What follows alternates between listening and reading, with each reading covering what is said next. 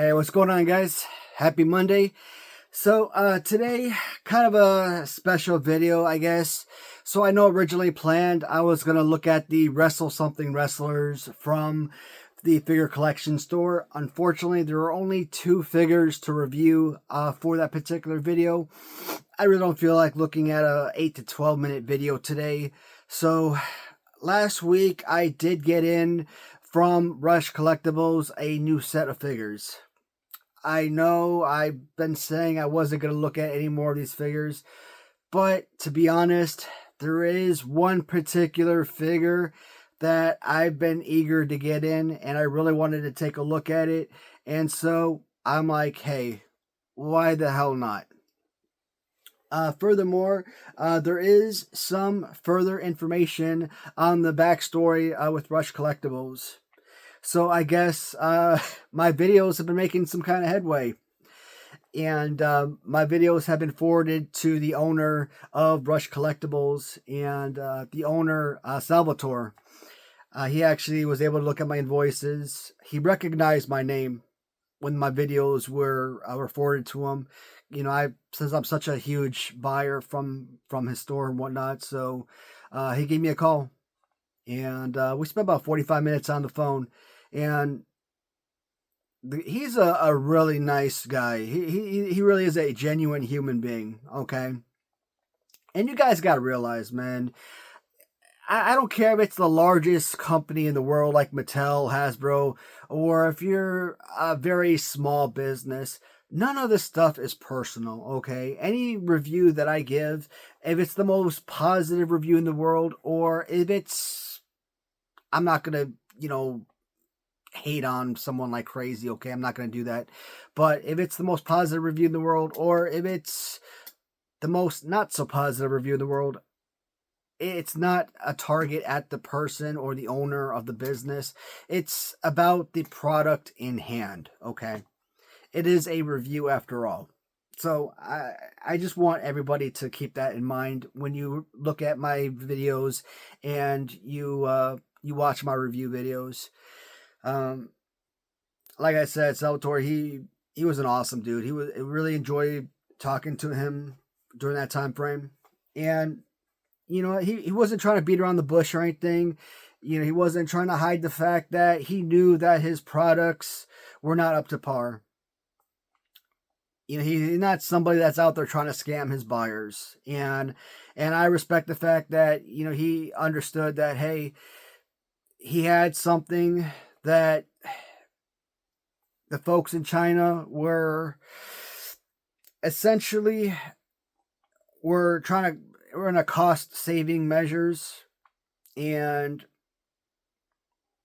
we're not fulfilling their obligations. Okay, so they're cost cutting, and they weren't completing the task as they were supposed to, and what you were getting was an inferior product. That's not what he signed up for. And when he was getting the products in hand and learning that these figures were breaking, he actually found out that one of his partners from the Asylum Wrestling store, that the customers were having all these issues. I actually learned that he is actually a one-man business. And I was actually surprised because I actually thought that Rush Collectibles was like, not a huge business. I wasn't expecting, 50, 60 people, but I was thinking, maybe 20, 30 people. I was thinking a good size business, but no, he's basically handling this single-handedly. I'm like, man, that's rough. But he was kind of talking about some of the things that have been going on, some of the expectations, and some of the progresses that they're being implemented, swapping factories, implementing a new oversight manager and whatnot. And I thought that was one of the most important things, because one of the things I was talking about in my videos is, who's QA/QCing these figures while at the factory? Like, why were these things being allowed to leave the factory floor? And I think that's important. And he's like, look, when you see the new figures, the things that you were saying with the figures breaking your hand, you are not going to see that anymore.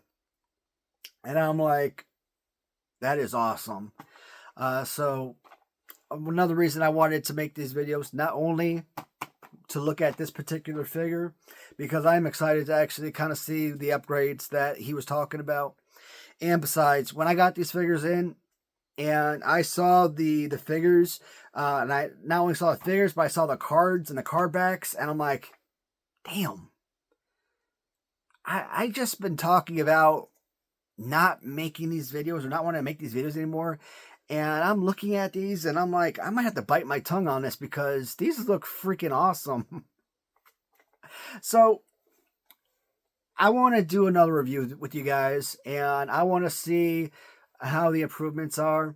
And I'm actually kind of excited to dive in with you guys to see how well the second wave of the figures are. So first one we're going to look at is obviously the most important one. From Series 2, the Don. Donald Trump. I've been talking about this figure for months, and Donald Trump is obviously the one I've been wanting. I missed out on the bloody Donald Trump, and that saddens me. It's just a variation. I actually would really love that one, but Donald Trump is the first figure of Series 2. And no, they don't. So this is a presidential edition up here in the corner. Donald J. Trump. Okay, so they moved it to the back. On the back, it says Figure 5, Series 2. So they don't say Figure 1, they say Figure 5, so they keep the numbers going. And I actually think that's actually, darn, that might actually be better. Because if you're in like, I don't know, Series 11, and it's Series 11, and let's say you're 4 figures every time, I'd rather say, hey, Series 11, Figure 44. That way you know how many figures there were previously. So that's actually probably better in my eyes.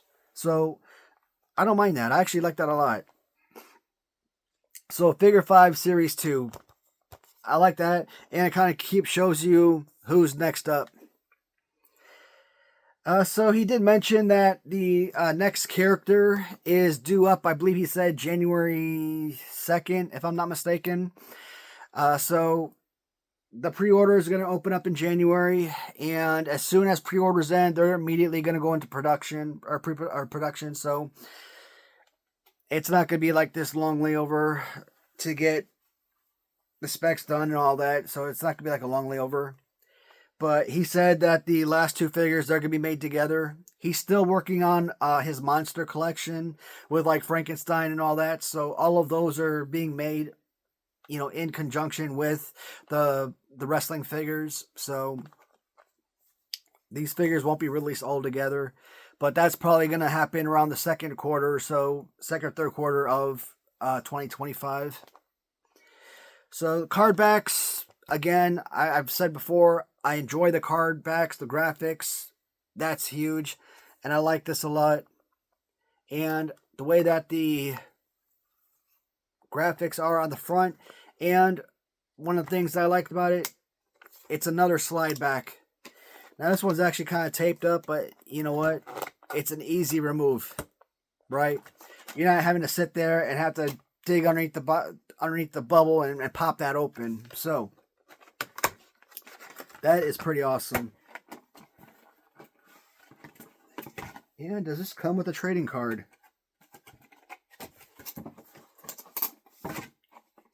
How about that?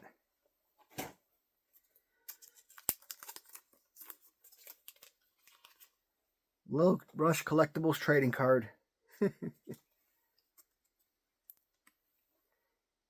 We gotta have the Don. Why not? Why is it whenever I talk about Donald Trump, I always gotta make him sound like a darn mafia member?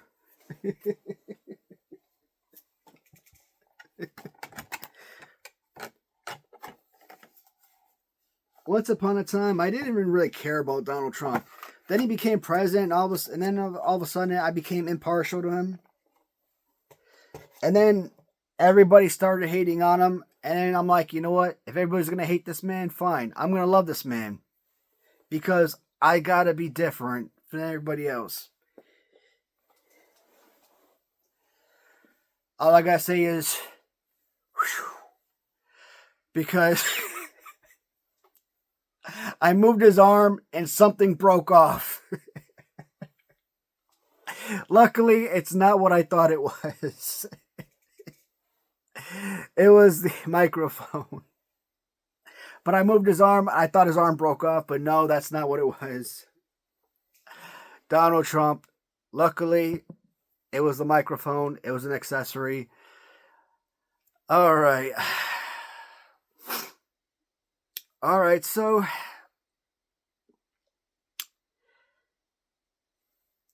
all right, let me move the arms up and down. All right, so yes, so far there are definitely huge improvements compared to the figures that we've seen in the first series. I mean, for starters, you're moving these arms, you're not seeing the shoulders separate. I mean, there's nothing at the waist where you twist the waist and the body starts separating. So, I mean, that's huge. The face is more, I guess, human-like-esque. Better color to the face. Is it still, like a perfect 10 out of 10 figure? It still leaves room for improvement.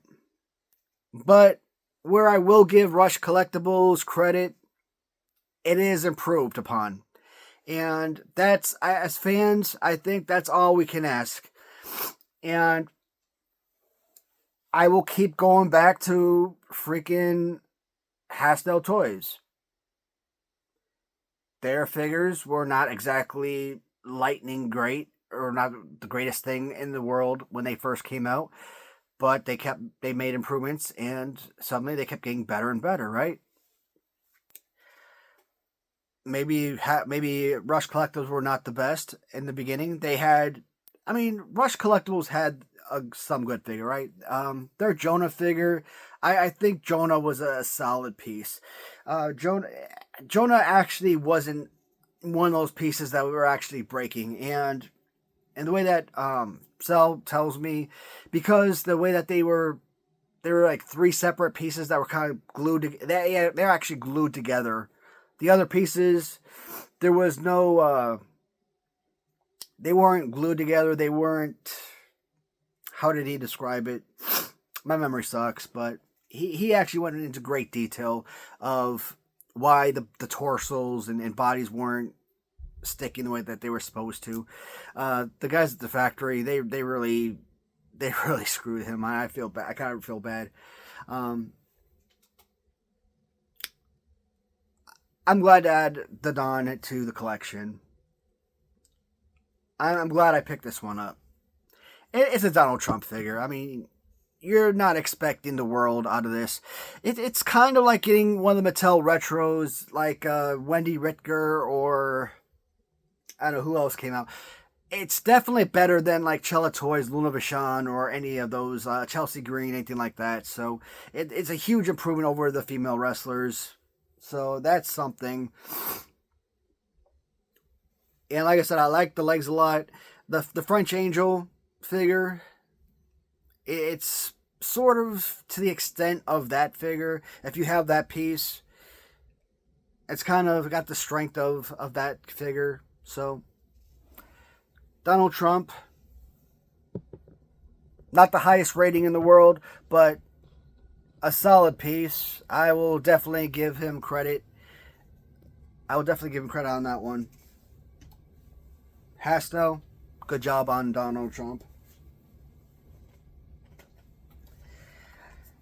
These next two pieces, they're just variations of one another. And in fact, these are not part of Series 2. These are just special editions. And I don't even know how to pronounce his name. Chris Van Villay, I don't know. Yeah, Sal mentioned this guy as well. uh, let's see what it says here. 4-time Emmy Award winner, YouTube personality. Van Vliet. I wonder if that sounds familiar, because Sal talked about him a lot as well on the phone call. It looks like another Donald Trump figure, and it looks like it's in really good shape. So yeah, I'm gonna probably open up one of these, probably not both. But this is the blue uniform, or the blue suit.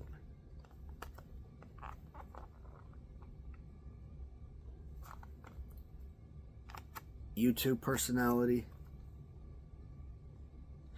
I like that suit a lot. That is a nice suit. And this is Chris Van Vliet in black suit.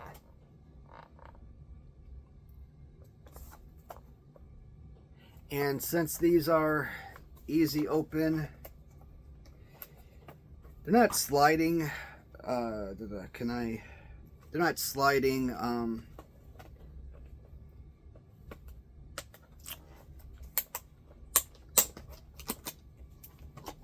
But they are easy open. And we will also show off one of the trading cards as well. And I believe this trading card, I could be wrong, but I believe the trading card inside the blue one is the same card.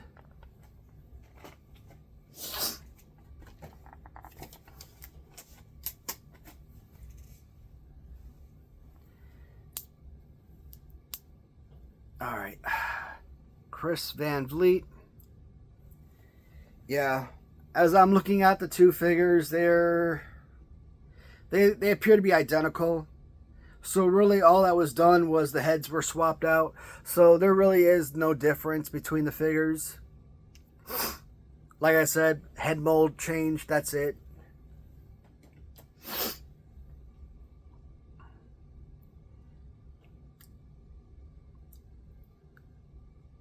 Tie, suit, shoes. Actually, are the shoes different?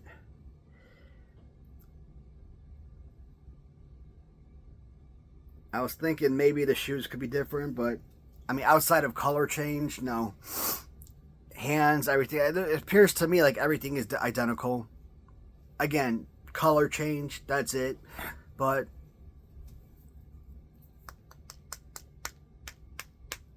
that's what I look for. That thickness, that's good. That's good hard work right there.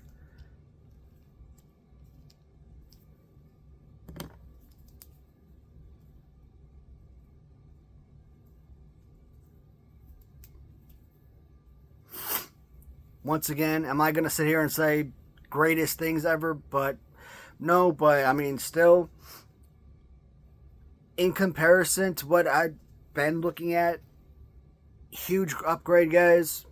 And Rush, definitely going to give you a thumbs up on this, guys. So, you were right, man. You actually did had a huge upgrade and did a great job on this. This, I think, might have inspired me to go ahead and get the next set of figures, because I am... Where's that Donald figure at? Where did I do with that other... I lost the Don. I lost the Don bubble. I'm losing my mind. I got the Don figure, but not the bubble.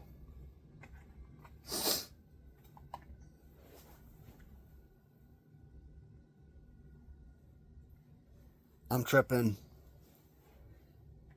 Alright, that's fine, man. Yeah, I'm losing my mind. I'm kind of curious to see at least two of those figures on the back. I forget what number 2 was, but number 3 and 4 on the back of that card. I'm interested in those figures, so I might go ahead and get that complete set. And at the very least, try one more set of figures. And if they are as improved, that at least will motivate me to keep going. And you know what? The way that Sal kind of talked about his monster line, I actually want to get those freaking monsters now, man. I mean, hell, that was a freaking good motivational speech he gave me. uh, a good chunk of what I collect. I mean, 99% of what I collect is wrestling related, right? I mean, in my upstairs bedroom, I've got basically 90s superhero stuff. Basically anything that you watched on Fox Kids. So, yeah, that room is, non-wrestling stuff, right? But a lot of horror related stuff, a lot of 90s Fox Kids superhero stuff, and wrestling stuff. That's what I collect. But that right there probably wouldn't be something that I particularly would gravitate towards, but maybe. I mean, I guess I'll have to kind of see what it looks like with the finished product when the time comes. But he seemed very passionate about it, and sometimes that right there can be inspirational. And yeah, like I said, sometimes investments like that might pay off in the long run. Like I said, man, when it comes to small businesses, when I think about companies like Random Treasures, and I think about what Net does, and I think about small businesses like with Hastel Toys, and what Mitch is doing with Grapplers and Gimmicks, and what Salvador is doing with Rush Collectibles, etc. Right? You want to support the small businesses and be like, man, you were there when these companies were this big, and now they're the new Mattel, and you had the figures from the very get go, and now you've got the GI Joes from the 1960s that are now worth the $500 type of stuff, right? None of these figures are going to be worth that. I mean, with so many toy collectors out there, none of this stuff is going to be that valuable in the future because everybody's collecting. But you kind of get the idea, right? You think people were looking at, I don't know, was it Hasbro? I think it was Hasbro that had GI Joe. I'm almost positive it was Hasbro because Mattel had Barbie. It may, no, it could have been Mattel. But anyways, whoever had the GI Joe contract, whatever, in the '60s, and was anybody thinking about like who was coming out with boy dolls? Who thought that was going to be a good idea, right? And now you look at the 1960 GI Joe dolls, and those things are selling for what, hundreds, maybe even thousands of dollars today. Because nobody was thinking about saving those. Nobody was thinking that G.I. Joe is going to be what it is 20, 30 years later. Now, 50, 60 years later, do you think that those things still exist? If they do, what, one in existence? But today, all of these toy lines, Mattel Retros and Zombie Sailors and all these companies, mass producing everything, thousands of them out there, everybody's saving them. I doubt any of this stuff's gonna be worth anything, but still. I keep talking about it. I personally hope everything builds up in value because, God, if anything happens to me in the future when I'm old and gray, I want to be able to say, hey, the stuff is my retirement. Guys, as always, thank you so much for watching. And I guess tomorrow's Tuesday, we will go back to the Hasbro review videos. And Wednesday, we will return to the LGN tournament semifinals and move forward from there. Thanks for watching, guys. Talk to you later.